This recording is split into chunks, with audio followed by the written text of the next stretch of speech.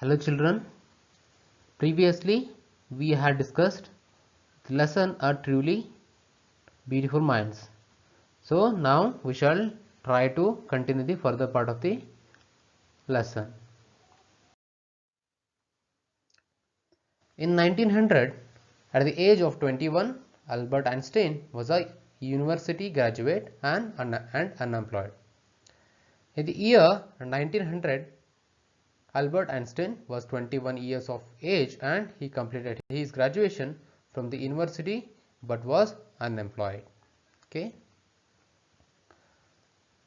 He worked as a teaching assistant, gave private lessons and finally secured a job in 1902 as a technical expert in the patent office in Bern. Patent means a document which gives the rights of an invention to an inventor. Okay. Means it is a license issued by the government officials in order to invent something. So what the author is telling, from 1900 to 1902, Albert Einstein was working as a teaching assistant and gave private lessons also. Finally, in 1902, he got a job in Bern. Bern is a city in Germany. He got the job of technical officer in a patents office in Bern. While he was supposed to be assessing other people's inventions, Einstein was actually developing his own ideas in secret. Means Einstein was supposed to check the inventions done by the other people and give them a patent. On the other hand, secretly he was making his own inventions too. He is said to have jokingly called his desk drawer at the work Bureau of Theoretical Physics.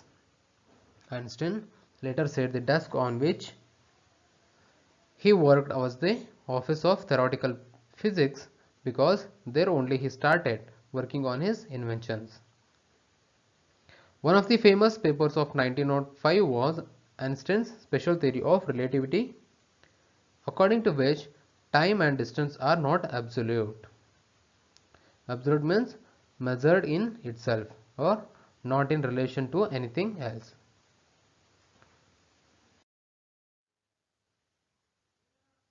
So in the year 1905, Einstein published his first paper. It was about special theory of relativity. In this publication, it was written that the measurement of time and distance is not absolute. It depends on something else. So we shall now move to the next paragraph. Indeed, two perfectly accurate clocks will not continue to show the same time if they come together again after a journey if one of them has been moving very fast relative to the other. Means, according to the theory, if there are two clocks and both are moving, they will not show the same time. One clock will move faster than the other. Okay. He met a fellow student, Meliva, Mary at the university, equally intelligent and clever.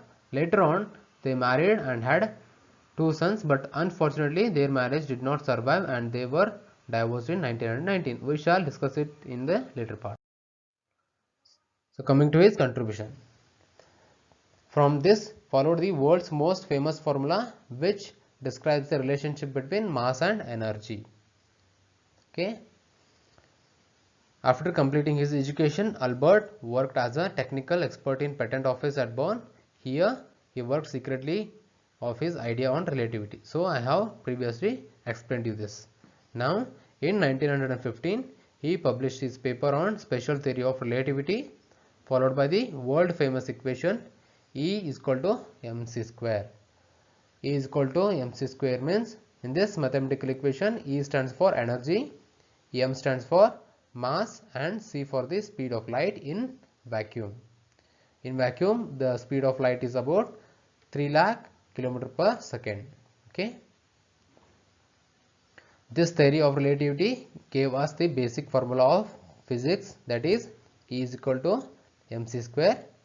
E stands for energy, m stands for mass and C for the speed of light in vacuum. So you may be wondering what is this vacuum means. Vacuum means where there is no air and the speed of light in vacuum is almost 3 lakh km per second. To put it into simpler words, Einstein said that when you sit with a nice girl for 2 hours, it seems like 2 minutes. On the other hand, when you sit on a hot stove for 2 minutes, it seems like 2 hours. That's relativity. So a person would feel the timing differently. So this was his theory of relativity. While Einstein was solving the most difficult problems in physics, his private life was unraveling, means starting to fail. Though he was solving the complicated problems in physics for the world, his personal life started becoming problematic. He started to fail in his personal life. Okay. Moving to next paragraph. Albert had wanted to marry Meleva right after finishing his studies, but his mother was against it. So what happened here? Albert Einstein wanted to marry Meleva Merrick soon after he finished his studies, but his mother Pauline Einstein was against him. She thought Meleva, who was 3 years old than her son, was too old for him. Okay. Pauline thought that Meleva Merrick was 3 years elder to Albert Einstein and she was very old for him. She was also bothered by Meleva's intelligence. She is a book like you, his mother said. Einstein put the wedding off. What happened here? Pauline thought that Meleva was very intelligent to be a wife and she told Einstein that Meleva was also like a book and was similar to him. As his mother was against this marriage, he cancelled his wedding with Meleva. The pair finally married in January 1903 and had 2 sons. Albert Einstein married Meleva Merrick in the year 1903 and they were having 2 sons. But a few years later, the marriage flattered, means they got divorced. Meleva, meanwhile, was losing her intellectual ambition and becoming an unhappy housewife. As Meleva Merrick was very intelligent, being a housewife, she could not cope with her ambitions. She could not fulfill her ambitions and so she started becoming unhappy. Okay.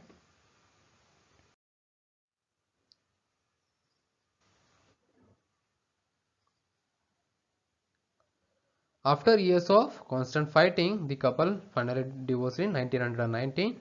Okay. Einstein married his cousin Elsa the same year. So, in that same year, the second time, he got married with his cousin Elsa. Einstein's new personal chapter coincided with his rise to world fame. Means, at the time Einstein married Elsa, another thing coincided. It was Einstein's rise to world fame. Einstein became world famous. Everyone acknowledged him as a great scientist. So, in 1915, he had published his general theory of relativity, which provided a new interpretation of gravity, and this theory made him a famous figure. So, what happened in the year 1915? He published one more paper which was based on general theory of relativity, which gave a new interpretation to gravity. And in the year 1919, there was a solar eclipse which proved that Albert Einstein's general theory of relativity was correct. Einstein had correctly calculated in advance the extent to which the light from fixed stars would be deflected through the sun's gravitational field. The newspapers proclaimed his work as a scientific revolution. Okay, deflected in the sense changed direction because it hit something. Albert Einstein had calculated in the year 1915 that in the year 1919 there would be a solar eclipse Due to it, the apparent position of the stars would change to some extent. His calculation was accurate and perfect. So, it was announced that Albert Einstein's work was a scientific revolution. Okay.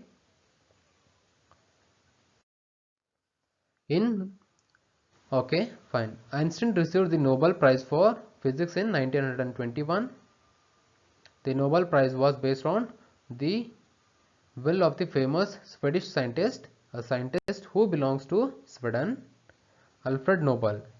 It was established in 1895 and the first Nobel Prize was given in the year 1901. Okay. Einstein was rewarded the Nobel Prize for Physics in the year 1921. He was showered with honors and invitations from all over the world and loved by the press. He was honored and was invited to various places all over the world. Even the press praised him.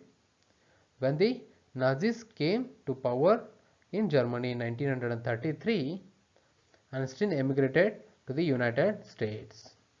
Emigrated means leaving one's country in order to settle permanently in another country. So what happened in 1933 when Germany came under the power of Nazis?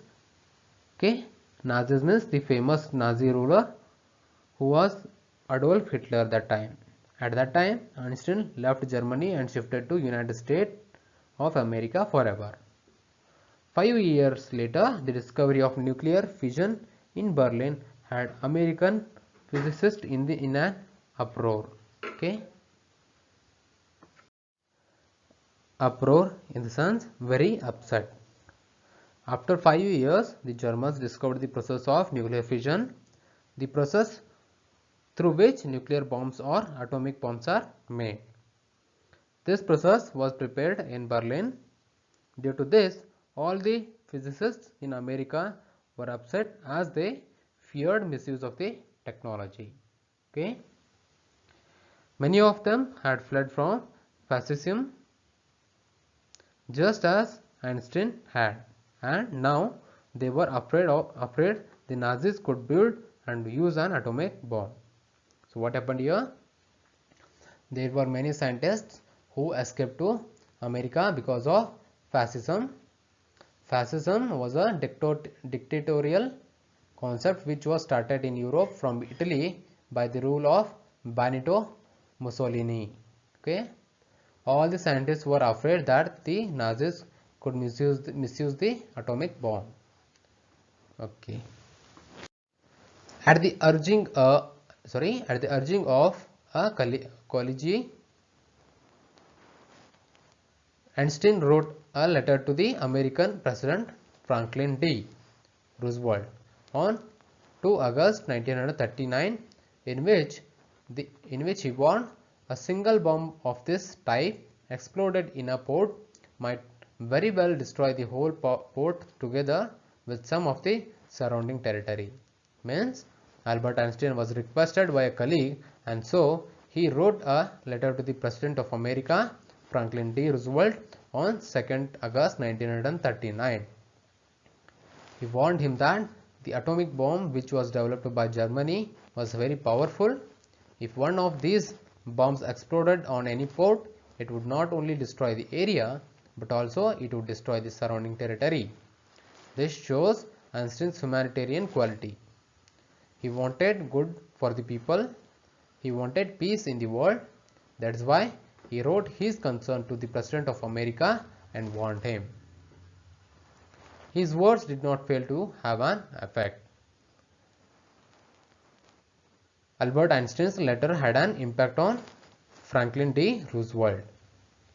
The Americans developed the atomic bomb in a secret project of their own and dropped it on the Japanese cities of Hiroshima and Nagasaki in August 1945. So what happened here? The Americans developed the atomic bomb secretly and dropped it on two cities of Japan, Hiroshima and Nagasaki. The Germans had just developed the atomic bomb. They did not use it on any country, but America did. So Einstein was deeply shaken by the extent of the destruction. Lot of destruction took place and Einstein was shaken. This time he wrote a public missive to the United Nations. Missive means it is a letter. He wrote an official letter to the United Nations organization. In it, he proposed the formation of the world government. Unlike the letter to Roosevelt, this one made no impact. But over the next decade, Einstein got ever more involved in politics, agitating for an end to the arms buildup and assigning popularity to campaign for peace and democracy. So what happened here? For another 10 years, Albert Einstein was involved in world peace. He was involved in politics and his agenda was to stop the countries involved in collecting arms and developing weapons. He campaigned for world peace and democracy. His main agenda was world peace and freedom of people. When Einstein died in 1955, at the age of 76, he was celebrated as a visionary and world citizen as much as scientific genius. Okay, so what happened here? Einstein could foresee the future. When he died in 1955 at the age of 76, the world celebrated him as a visionary. He was a world citizen and a scientific genius too. Okay. So this is what in 1945 the American dropped the atomic bomb on Nagasaki and Hiroshima. This is what the explanation I have given you previously. So he died at the age of 76 in the year 1955. So this is what the lesson at Truly Beautiful Minds. I hope you have understood the lesson. We'll wind up the class here. Fine. Thank you.